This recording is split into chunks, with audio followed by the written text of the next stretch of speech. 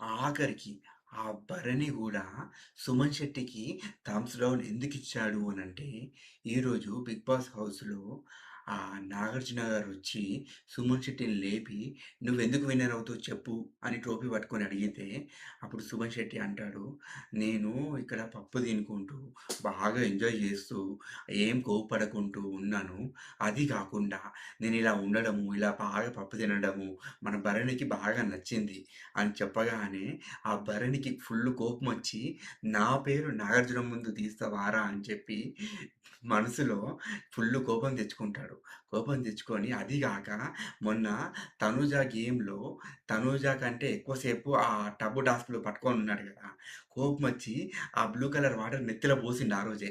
కానీ ఆ రోజు నుంచి ఆ కోపం అలాగే కంటిన్యూ చేసుకుంటూ ఈరోజు 'బిగ్ బాస్‌లో' నాగార్జున గారు అడిగినప్పుడు థమ్స్ డౌన్ ఇయ్యబోయి అది ఆపి థమ్స్ అప్ ఇచ్చి మనసులో ఇలా ఫీల్ అవుతాడు మమ్మ.